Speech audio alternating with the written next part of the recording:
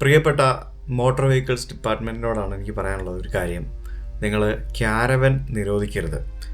ഇന്നലെ ഞാനൊരു വാർത്ത കാണാനിടയായി. ആ വാർത്തയിൽ പറഞ്ഞത് ഒരു ക്യാരവനിൽ കുറച്ച് ആളുകൾ താമസിക്കുകയായിരുന്നു. അവർ കാർബൺ മോണോക്സൈഡ് ശ്വസിച്ച് മരണപ്പെട്ടു എന്നുള്ളതാണ്. ഇനി ആ ഒരു കാര്യം പറഞ്ഞുകൊണ്ട് നിങ്ങൾ ദയവായിട്ട് വാഹനം നിരോധിക്കരുത്, അല്ലെങ്കിൽ ക്യാരവൻ നിരോധിക്കരുത്. കാരണം നമ്മുടെ നാട്ടിൽ അങ്ങനെയാണല്ലോ. അതായത് ഒരു ടിൻറ്റഡ് ഗ്ലാസ് ഉള്ള ഒരു കാറിൽ വെച്ച് ആരെയോ പീഡിപ്പിച്ചു എന്ന് പറഞ്ഞപ്പോഴത്തേക്കിനും കാറുകളിലെ ടിൻറ്റഡ് ഗ്ലാസ് കംപ്ലീറ്റ് നിരോധിക്കുന്നു. അങ്ങനെ ഉള്ള ഒരു രീതിയാണ് നമ്മുടെ നാട്ടിൽ കാണുന്നത്. അതിൻ്റെ സോഴ്സ് കണ്ടെത്തി അതിനെ റെക്ടിഫൈ ചെയ്യുന്നതിന് പകരം അതിനെ മൊത്തത്തിലങ്ങ് കില്ല് ചെയ്യുക എന്നുള്ളൊരു പ്രവണതയാണ് നമ്മുടെ നാട്ടിൽ കാണുന്നത്. ശരിക്കും തെറ്റായ ഒരു കാര്യമാണ്. ഇപ്പോൾ നമ്മുടെ നാട്ടിൽ ക്യാരവനുകളുണ്ട്, അല്ലെങ്കിൽ മോട്ടോർ ഹോമുകൾ പണിയുന്നു. ഇത് എങ്ങനെയാണിത് പണിയുന്നത്? ഇത് ഈ പണിയുന്നതിന് എന്തൊക്കെ സേഫ്റ്റി സ്റ്റാൻഡേർഡ്സ് നോക്കുന്നുണ്ട് എന്നുള്ള കാര്യങ്ങളെപ്പറ്റി ആരെങ്കിലും ചിന്തിക്കുന്നുണ്ടോ? ഞാൻ കഴിഞ്ഞ ദിവസം ഞാൻ ഏഷ്യാനെറ്റിൻ്റെ ഒരു വാർത്ത, ഏഷ്യാനെറ്റ് ന്യൂസിൻ്റെ ചാനലിലാണ് ഒരു വാർത്ത ഞാൻ കണ്ടത്. ആ വാർത്തയിൽ സത്യം പറഞ്ഞാൽ അവർ പറയുന്നത് കേട്ടിട്ട് ആ ന്യൂസ് റീഡറൊക്കെ പറയുന്നത് കേട്ടിട്ട് ഞാൻ ശരിക്കും ഞെട്ടിപ്പോയി. അതുപോലത്തെ വാർത്തകളായിരുന്നു. ഞാൻ കിട്ടുകയാണെങ്കിൽ ഞാൻ ഒന്ന് പ്ലേ ചെയ്യാം. അതായത് ഡോക്ടർ കെ ഗിരീഷ് കുമാർ നമുക്കൊപ്പം ടെലിഫോൺ ലൈൻ ചെയ്യുന്നുണ്ട്. അദ്ദേഹം കുസാറ്റിലെ സീനിയർ പ്രൊഫസർ കൂടിയാണ്. ശ്രീ ഗിരീഷ് കുമാർ, കേൾക്കാമല്ലോ അല്ലേ? സീക്രട്ട് ഏജന്റ് ചാനൽ പോലെ I am not secret agent, I am public agent. എന്താണ് സംഭവിച്ചിട്ടുണ്ടാകുമെന്നാണ് താങ്കൾ മനസ്സിലാക്കുന്നത്? ഇത് പൊതുവെ ഇങ്ങനെയുള്ള മരണങ്ങൾ കാർബൺ മോണോക്സൈഡ് ഒരു റീസണാണ്. കാർബൺ മോണോക്സൈഡ് എങ്ങനെ ഉണ്ടാകുമെന്ന് ചോദിച്ചാൽ ഇൻകംപ്ലീറ്റ് ബേണിംഗ് കൊണ്ടാണ് ഉണ്ടാകുന്നത്. അതായത് പ്രോപ്പറായിട്ട് ഇന്ധനങ്ങൾ കത്താത്തത് കൊണ്ടാണ് കാർബൺ മോണോക്സൈഡ് ഉണ്ടാകുന്നത്. അത് ഉണ്ടാകുകയും ചെയ്യും. അതിനാണ് വാഹനങ്ങളിലെ ഒരു ഡോക്ടർ വന്നിരുന്ന് പറയുകയാണ് ടി വി ചാനലിൽ കാർബൺ മോണോക്സൈഡ് കാരണം എങ്ങനെയാണ് മരണപ്പെടുന്നതെന്ന് പറയുകയാണ്. അതിനിടയ്ക്ക് താഴെ മറ്റൊരു വീഡിയോ, ജീവനെടുത്തത് വിഷവാതകമോ. എന്താണ് ഇവരുടെ മരണത്തിലേക്ക് എത്തിച്ച സാഹചര്യം എന്നുള്ളത് നമുക്ക് വിശദമായി നോക്കാം. ഇത് ഏഷ്യാനെറ്റിൽ മാത്രമല്ല പല ചാനലുകളും ഞാൻ കണ്ടാണ്. ഇവർ രണ്ടുപേരും പൊന്നാനിയിൽ ഒരു കാരവൻ ടൂറിസം കമ്പനിയിലെ ജോലിക്കാരാണ്. അവരുടെ ഡ്രൈവറാണ് മനോജ്, അതേ കമ്പനിയിലെ ജീവനക്കാരനാണ് ജോയൽ. അപ്പോൾ എന്താണ് അപകട കാരണം എന്നുള്ളതാണ് സംശയം. ഈ കണ്ണൂരിൽ ഒരു വിവാഹത്തിന് ആളെ എത്തിച്ച് അവർ തിരിച്ചു വരികയായിരുന്നു. അവർ വാഹനത്തിനകത്ത് വിശ്രമിക്കുകയായിരുന്നു എന്നാണ് പറഞ്ഞത്. മുജീബ് റഹ്മാനാണ് വിവരങ്ങളുമായി ചേർന്നത്. മുജീബ്, ഓക്കെ. ഇതിനകത്ത് നിങ്ങൾ നോക്കിയാൽ യൂട്യൂബിൽ നോക്കിയാൽ കാണാൻ പറ്റും.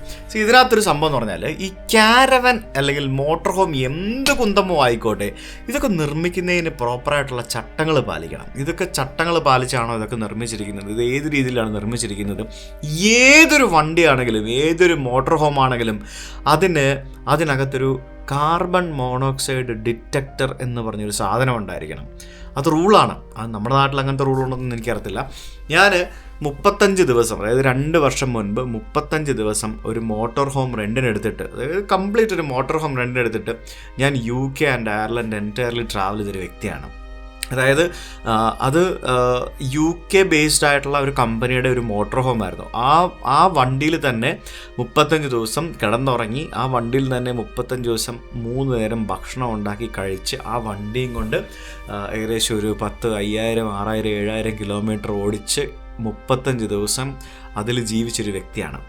എനിക്കറിയാം എന്താണ് ഒരു മോട്ടോർ ഹോമിൻ്റെ നിർമ്മാണത്തിൽ ശ്രദ്ധിക്കേണ്ട കാര്യങ്ങളെന്നുള്ളത്. കാരണം നമുക്കൊരു വണ്ടി നോക്കുമ്പോൾ അറിയാൻ പറ്റും ആ ഒരു മോട്ടോർ ഹോമിനകത്ത് പലതരത്തിലുള്ള സേഫ്റ്റി ഫീച്ചേഴ്സ് ഉണ്ടാവും. അതിനകത്ത് ഏറ്റവും ഇമ്പോർട്ടൻ്റ് ആയിട്ടുള്ളൊരു സേഫ്റ്റി ഫീച്ചറാണ് കാർബൺ മോണോക്സൈഡ് ഡിറ്റക്ടറിങ് അലാം എന്ന് പറയുന്നത്.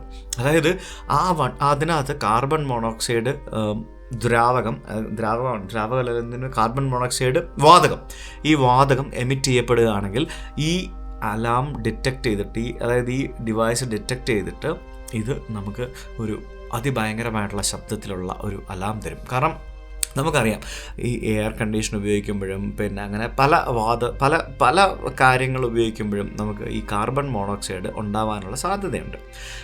പല സ്ഥലങ്ങളിലും ഇപ്പോൾ ഞാൻ താമസിക്കുന്ന ഈ ഹോട്ടലിലുണ്ടെന്ന് ചോദിച്ചു കഴിഞ്ഞാൽ ഇതിനകത്ത് ഇപ്പോൾ എനിക്ക് കാണുന്നില്ല. പക്ഷേ പല റിസോർട്ടുകളിലും പല ഹോട്ടലുകളിലും പല സ്ഥലത്തും പല വീടുകളിൽ പോലും കാർബൺ മോണോക്സൈഡ് ഡിറ്റക്റ്റ് ചെയ്യുന്നതിനുള്ള ചെറിയൊരു സാധനമാണത്. വെറുതെ വാങ്ങിച്ച് അതിനകത്ത് ഫിറ്റ് ചെയ്താൽ മതി, അത് ഉണ്ടാവും.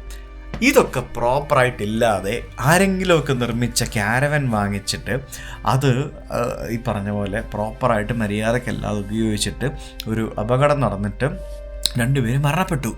അത് ശരിക്കും വലിയൊരു എന്താ പറയുക ദുരന്തമാണത്. ആ ഒരു ദുരന്തത്തിനെതിരെ ആ ഒരു ക്യാരവൻ നിർമ്മിച്ച കമ്പനിക്കെതിരെ വേണം നിങ്ങൾ കേസെടുക്കാനായിട്ട്. അതല്ലാതെ ആ ക്യാരവൻ ഉപയോഗിച്ചു എന്നും പറഞ്ഞുകൊണ്ട് അവർക്കെതിരെ അല്ല കേസെടുക്കേണ്ടത്. ആ ക്യാരവൻ ഉണ്ടാക്കിയ കമ്പനിക്കെതിരെ വേണം നരഹത്യാ കുറ്റത്തിന് കേസെടുക്കാനായിട്ട്. പ്രോപ്പറായിട്ടുള്ള മാനദണ്ഡങ്ങളില്ലാതെ നിർമ്മിച്ചു എന്നുള്ള രീതിയിൽ ആ ഒരു ക്യാരവനകത്ത് കാർബൺ മോണോക്സൈഡ് ഡിറ്റക്ഷൻ യൂണിറ്റ് ഇല്ല എന്നാണ് ഞാൻ മനസ്സിലാക്കുന്നത്. ഉണ്ടെന്നുണ്ടെങ്കിൽ തീർച്ചയായും അത് പ്രവർത്തിക്കും, ഇവരത് എണീക്കും. അതില്ല എന്നുണ്ടെങ്കിൽ തീർച്ചയായും അതുണ്ടാക്കിയ ആളുകൾക്കെതിരെ കേസെടുക്കണം. ഇനി അതുണ്ടെന്നുണ്ടെങ്കിൽ ഓഫ് കോഴ്സ് മാൽ ഫങ്ഷൻ ആയിരിക്കാം, അല്ലെങ്കിൽ വർക്ക് ചെയ്തിട്ടുണ്ടാവില്ലായിരിക്കാം, അങ്ങനെ പല കാര്യങ്ങൾ. നമ്മുടെ നാട്ടിൽ ARI എന്നൊക്കെ പറഞ്ഞുകൊണ്ട് പലതരത്തിലുള്ള റെഗുലേഷൻസ് ഉണ്ട്. പല റെഗുലേഷൻസ് വാഹന നിർമ്മാണത്തിനും മറ്റുമൊക്കെ ഉണ്ട്.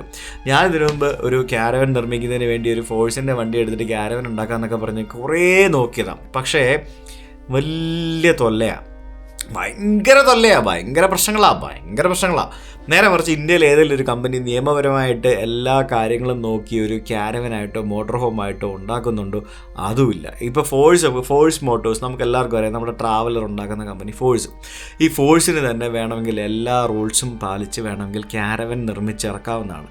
അവർ ചെയ്യാത്തതിൻ്റെ മെയിൻ റീസൺ ഇന്ത്യ അവർക്കൊരു മാർക്കറ്റ് എടുത്തുകൊണ്ടുണ്ടാവില്ല. അവർ എത്ര ക്യാരവൻ ഇറക്കി എത്ര ക്യാരവൻ ആളുകൾ വാങ്ങും എന്നൊക്കെ തോന്നിയിട്ടായിരിക്കാം. ഇതേപോലെയാണ് ആംബുലൻസുകൾ. എത്ര ആംബുലൻസുകൾ റോഡ് വൃത്തിയാണ് നിങ്ങൾ പറയൂ. വെള്ളിമൂങ്ങ ഓട്ടോറിക്ഷ വരെ ആംബുലൻസ് ആയിട്ട് ഓടിക്കുന്നു. അതൊക്കെ പോകുന്ന ആളുകളുടെ സുരക്ഷത നിങ്ങളൊന്ന് ആലോചിച്ച് നോക്കിയേ. അതിനകത്തൊക്കെ യാത്ര ചെയ്യുന്ന ആളുകളുടെ സുരക്ഷ നിങ്ങളൊന്ന് ആലോചിച്ച് നോക്കിയേ. അതിനകത്ത് കൊണ്ടുപോകുന്ന പേഷ്യൻസിൻ്റെ സുരക്ഷ നിങ്ങളൊന്ന് ആലോചിച്ച് നോക്കിയേ. എന്താണിതൊന്നും ആരും ശ്രദ്ധിക്കാത്തത്? ഒരു അപകടം വരുമ്പോൾ മാത്രം ഇതിനെപ്പറ്റിയൊക്കെ ചിന്തിക്കാതെ ഇതൊക്കെ പ്രോപ്പറായിട്ട് തൊട്ടേനും പിടിച്ചതിനും നിയമശക്തമാക്കുന്ന രാജ്യമാണ്. MVD ഒക്കെ ഭയങ്കര സ്ട്രിക്റ്റായിട്ട് പോകുന്ന രാജ്യമാണ്. പക്ഷേ ഇതുപോലുള്ള ചെറിയ കാര്യങ്ങൾ ഇനിയും ശ്രദ്ധിച്ചില്ല എന്നുണ്ടെങ്കിൽ ഇതുപോലുള്ള ധാരാളം അപകടങ്ങൾ ഉണ്ടാകും എന്നുള്ളതാണ് എനിക്ക് നിങ്ങളോട് പറയാനുള്ളൊരു കാര്യം.